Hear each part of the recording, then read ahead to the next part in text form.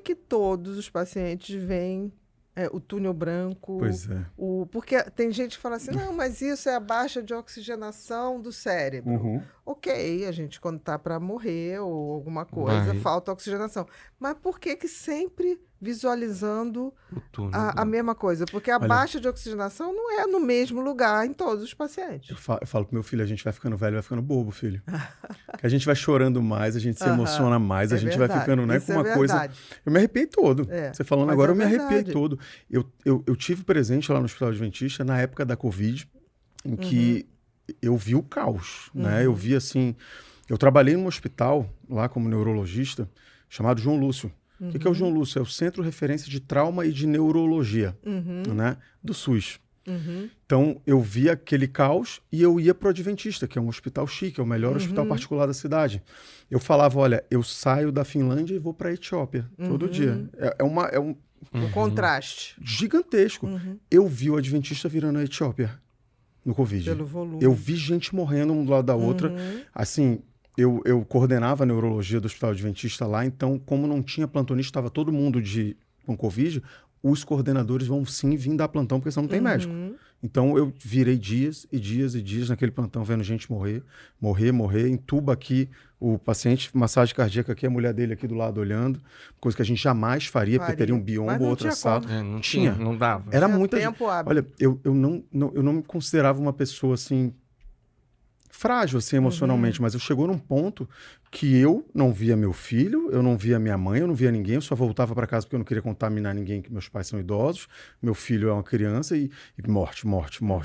Era só isso. Eu cheguei a um ponto de falar para minha mãe, eu não aguento mais, eu só vejo gente morrendo e eu não consigo fazer nada. Escorre pela mão. Você entuba, você faz recrutamento alveolar, você faz isso aqui, e morre do mesmo jeito, então... Eu vi experiências de morte que eu nunca tinha visto. Eu vi gente voltando. E eu vi relatos... que eu tô arrepiado de novo. Porque a Covid foi um momento que, para se estudar isso, era um material... surreal. Porque assim, era muita morte, muita gente que ficava ali naquela... O que fazia para um não era o mesmo que fazia para o outro. Não. Você acabou de conseguir virar isso daqui. Você ia tentar fazer aqui, não já dava não dava certo. E aqui gente, deu. E aqui não. E sem perspectiva de melhora. Foi uma época difícil. E pessoas assim que a gente via, né? Pessoas com várias comorbidades e ficava. Exatamente. Aquele que não tinha nada Exatamente. ia. Tinha um amigo nosso lá do hospital, ortopedista, o cara era faixa preta de jiu-jitsu, atleta. Ele morreu em uma semana. Então a gente falava... Como que com ele foi assim? E aquele que todo mundo no início, né? A comorbidade é o pior. Os meus pacientes com doença autoimune, com esclerose múltipla, miastenia graves, que eu estou fazendo corticóide em doses altas muitas pessoas, eu ficava... Não aconteceu nada. Eu falava, o que está acontecendo? Que negócio é esse, Foi uma né? coisa que parecia que era escolhida. A gente não sabe. A Covid dá problema neurológico, é verdade, doutor? Não sei. Eu nunca vi isso antes. Será que isso está acontecendo por outro motivo? Então, era realmente ali um período... conturbado, mas eu não sei se vocês chegaram a ver, faltou oxigênio em Manaus. Faltou. Lembro, claro que a gente lembra. Eu estava na UTI, eu vi um milagre acontecer, que eles fizeram uma usina de oxigênio no Hospital Adventista que era para ter feito em 3 semanas, em 4 horas. E os caras, a gente estava de plantão, eu estava de plantão na UTI lá, e falava, doutores, por favor, chegou saturação de 90%, baixa oxigênio, não temos oxigênio, está acabando. Isso é surreal. Eu vi parentes de médico no hospital que eu fiz residência, vamos levar lá para o Getúlio Vargas, que é onde a gente faz a residência, deixa tudo lá. Morreu mais de 10 porque não tinha oxigênio. Né? Então, uma coisa assim que eu nunca imaginei que eu ia ver, sinceramente. Mas eu vi muitos relatos idênticos, sabe? De experiência quase morte. Idênticos. Desse paciente daqui que não tem a menor convivência com esse paciente daqui, com esse daqui que vinha me falar que você falava... Cara, eu preciso me aprofundar nisso aí. Tem algo entre o céu e a terra muito presente na nossa vida, mas que às vezes eu não quero observar. O que não nos é visível ou perceptível se a gente não tiver olhos para ver. Mas a gente não acredita em nada, vocês já pararam para perceber? Se Jesus Cristo viesse na nossa época agora, ele ia ser preso. Eu acho que é ser morto. Com certeza. Gente, olha, eu sou Jesus, voltei aqui. Ai, daí, rapaz. Imagina, pega de pau. Exatamente. Né? Pega de pau que isso aí tá... A gente não acredita em nada. A gente não acredita em nada, simplesmente. Aconteciam coisas... Deus, ele não estava presente na minha vida. Eu sempre falo isso. Eu que não via. Ele estava presente em cada detalhe. O melhor exemplo que eu dou é na gravata. Quando eu ganhei a coordenação, eu ganhei um presente de grego. Assim, doutor, uma gravata, porque a partir de agora seria bom você usar. Aquilo enforca o ser humano de um jeito que eu acho que você fica com hipóxia cerebral, né? Eu comecei a aprender a dar nó de gravata. Comecei a aprender. Olhava para o William Bonner, eu falava, cara, olha o nó do William Bonner, é um duplo Windsor com vinco. Eu nunca prestei atenção. O nó do Trump, meu Deus do céu, ninguém faz um duplo Windsor como o dele. Aquele nó simples dele é sensacional. Ele sempre esteve lá, mas eu não olhava. Não é que o nó deles não estava... Passou a perceber só depois. E a espiritualidade, idem. Eu só não queria nem ver, sabe? Isso é coisa de... né? Mas é como ela está presente. E esses relatos de visão em túnel, que é muito. Se repete o tempo todo. E alguns até de conversas. Não, e não é sempre falando com alguém que eles atribuem ser um espírito muito superior ou Deus, ou Jesus. Exato. Né? Exato. Aí você fala, todo mundo vê o mesmo tubo, todo mundo, né? Não é possível. E todos que voltam de experiência com as mães falam assim, olha, se tiver dúvida, segue onde tiver mais iluminado. Eu tenho uma paciente que veio e falou, olha, pelo sim, pelo não, eu vi. É um tubo de luz. Onde tiver uma luz, você vai. Mas com pessoas esperando. Exatamente. Né? Sempre assim, uma coisa muito boa. E pessoas... Eu tive uma outra paciente também, de Covid, que voltou. Meu Deus, a mãe daquela paciente nossa, esqueci o nome, São de Niterói. Ela ficou muito mal, de repente.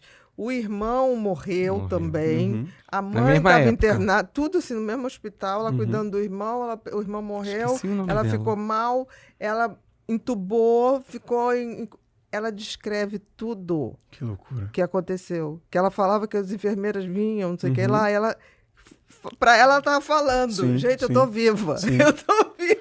E as pessoas não falavam com ela. Eu tenho pacientes que falavam isso. Exatamente. Eu tive uma paciente, eu não vou citar nome, porque eu não sei se ela quer que eu cite, mas não precisa. Ela me falou, doutor Denis, eu estava me sentindo bem, numa paz, mas a pessoa conversava claramente. Como é a pessoa, doutor Denis? Eu não sei descrever. Eu não sei descrever porque eu não via formas, a pessoa falava claramente comigo. A tua irmã morreu e você vai cuidar do filho dela. Ela voltou e a irmã tinha morrido. Tem a possibilidade de ter também morrido? Tem. Mas é um nexo causal, assim, sabe? Essa paciente encontrou com o pai e ela falou, morri, né? Tipo assim, porque ela sabia que o pai estava morto, isso em coma. Né? E aí ela falou assim, ai, que bom, tá aqui com você, Ele falou, não, mas você vai voltar. Que loucura. Aí ela disse que deu um tempo, aí o médico estava lá examinando, ela abriu o olho, o médico, a senhora tá bem? Se eu falar, ninguém acredita. Exatamente. Mas isso é algo que a gente tem que começar a ver de outro jeito. A ciência.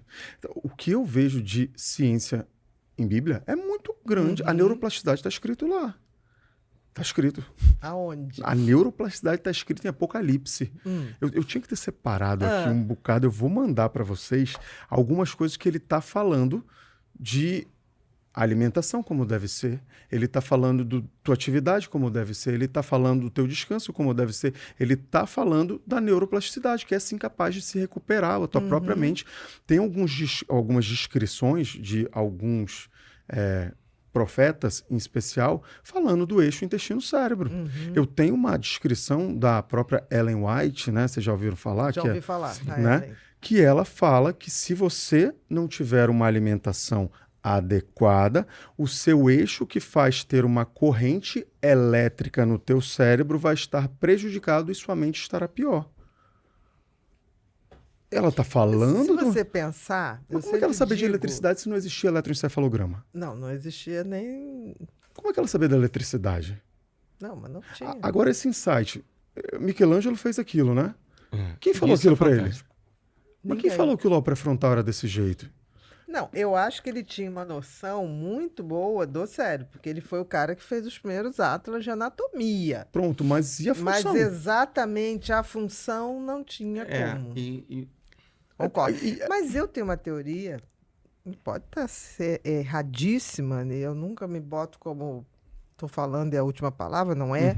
Porque eu acho que o bom é você se rever o tempo todo. A curiosidade é alimento. Se rever, olha, pensei, estava errada, agora estou pensando diferente. A gente tem que ter essa humildade. Verdade. Eu acho que tudo está no universo, na nuvem universal. Não tem o iCloud? Eu acho que existe o iCloud do universo. Não seria um anjinho específico te dando aquela dica? Eu acho que em algum momento, por algum motivo que eu não sei dizer, algumas coisas baixam, alguns arquivos baixam e você é escolhido de alguma maneira. Eu preciso estar com o HD preparado. Mas digamos. é óbvio. Não, se você não se prepara, você não vai entender o que está baixando. Deve ter uma opção de gente que recebe uma opção de coisa e não sabe do que se trata. E aquele negócio que eu falei, por algum motivo, essa mensagem bate na sua porta. Se você não souber abrir a porta... E se não acreditar que aquilo é uma porta? Por exemplo, o insight que você fala que recebe ali quando está no carro, de onde vem? Porque aquilo não estava guardado, armazenado lá dentro, não. Não aquilo não estava. Então, assim... Por isso que eu sou fascinada pelas ondas gama. E elas parece que sei lá, eu será acho que elas agem no temporal? As ondas gama... Será que elas... Não sei, mas que porque ela joga... Onde ela se inicia, né? Não sei, se você elas for ver a atividade tudo. do lobo temporal, ela é muito rápida, mais que todas as outras. Se eu vejo um eletroencefalograma normal, eu sei que a parede temporal é muito mais rápida porque são as ondas mais rápidas que tem, né? Por quê? É de 30, 50, pode chegar a 60. Exato. Né? Então, né, parece que tem alguma Faz coisa. Sentido. É algo que a gente tem que perder, talvez, o preconceito do estudo. Porque... Mas tá aí, eu sou voluntária. Se você montar o capacete, eu vou para Manaus ser voluntária. Vamos.